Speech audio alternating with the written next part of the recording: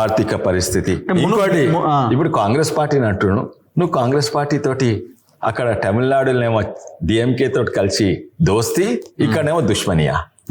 నువ్వు కాంగ్రెస్ పార్టీ తోటి కలిసి వక్ బిల్ ను సపోర్ట్ చేసినావా, అపోజ్ చేసినావా? నువ్వు కాంగ్రెస్ పార్టీ తోటి కలిసి 3 రైతు చట్టాలను అపోజ్ చేసినావా, సపోర్ట్ చేసినావా? Electricity amendment bill Congress party తోటి కలిసి అపోజ్ చేసినావా, సపోర్ట్ చేసినావా? కలిసినావా కలలేదా? బీజేపీ రాజ్యసభలో ప్రతి ఒక్క దాంట్లో 2014 నుంచి 18 దాకా మీరు పెట్టిన ప్రతి బిల్లుకి ఆయన సపోర్ట్ చేస్తూనే వచ్చిండు కదా స్టార్టింగ్. అదే రాజకీయ అవసరాల కొరకు ఏదైనా చేస్తాడు, రాజకీయ అవసరాల కొరకు ఏదైనా చేస్తాడు. కొన్ని సపోర్ట్ ఇచ్చిండు, కరెక్టే. ఆయనకు అనుకూలంగా, రాజకీయంగా అనుకూలంగా, ప్రజలకు మంచిది చెడ్డ కాదు, రాజకీయంగా ఆ రోజు ఎవరు ఏదో ఉంటే. అవును, బిగినింగ్ లో బీజేపీ తోటి దగ్గరనే ఉండే, తర్వాత 2-3 పైసలు పట్టుబడ్డాయో ఏది పట్టుబడ్డాయో ఒకటేసారి బూతులు తిట్టుడు, బీజేపీని అగేన్స్ట్, నిర్మలా సీతారామన్ మోడీ గారిని తిట్టుడు, ఇక బీజేపీకి వ్యతిరేకంగా.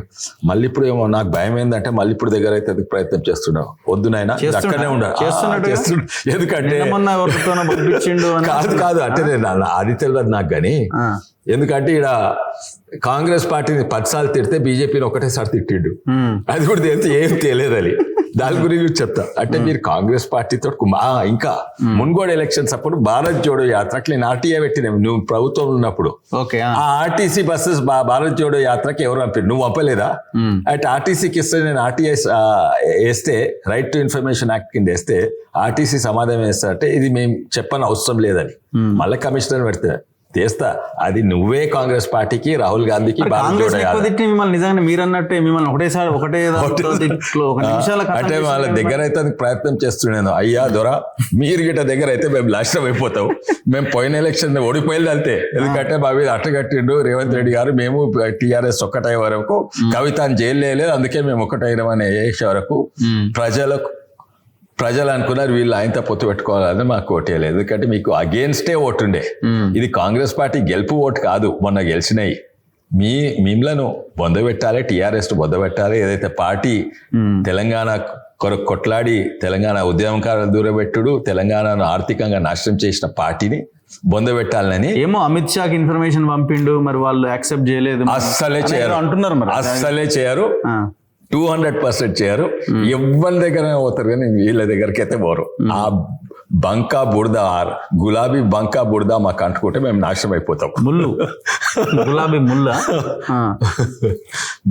అయితే ఇదైతే సాధ్యం కాదు. అంటే ఇప్పుడు కేసీఆర్ ఇంతకు ముందు, అంటే ఆయన ముఖ్యమంత్రిగా ఉన్నప్పుడు, ఆయన కొంత జోష్ లో ఉన్నప్పుడు మాట్లాడిన తీరు కనబడ్డదా? అంటే కొంత ఫ్రస్ట్రేషన్ ఉన్నది, కోపం ఉన్నట్టుగా కనబడ్డది, ఎమోషన్ ఎక్కువ కనబడలేదు. అంటే బహుశా అందుకే తిట్లు లేవు, ఎమోషన్ తిట్లు ఉంటాయి. కార్యకర్తలకు కాన్ఫిడెన్స్ బిల్డ్ అసలే లేదు. ఆ భాష చూస్తే ఇటు తిట్లు లేదు, అటు పద్యాలు లేవు. లేకుంటే పద్యాలు బాగా చదువుతాడు, ఇటు తిట్లు బాగా తిడతాడు. అయితే కొంచెం క్యారెక్టర్, పర్సనాలిటీ మారినట్టున్నది. బహుశా మంచిదేవో. అంటే అది ఏజ్ ఫ్యాక్టర్ అయి ఉంటుందా, లేకపోతే ఇంట్లో ప్రెజర్ అయి ఉంటుందా, లేదు పవర్ పోయిన ప్రెజర్ అయి ఉంటుందా, ఏమై ఉండొచ్చు? కొంచెం అయోమయంలో ఉండొచ్చు. ఎందుకంటే ఈయనకేమో హరీష్ ను దూరం పెట్టాలి, ఇప్పుడు ఓన్లీ బాబ్ బేటా, ఈవెన్ కవితను కూడా దూరం పెట్టాలి. ఇప్పుడు ఆమె ఎందుకో బ్లాక్మెయిల్ చేస్తున్నాం, వాళ్ళ దగ్గర తీసుకుని ఏమో ఇంటున్నా, కానీ నాకు లోపల ఏమైతుందో తెలియదు. కానీ చూసింది అయితే వాస్తవం, బాబ్ బేటేక పార్టీ ఇంకెవరికి స్థాయి లేదు.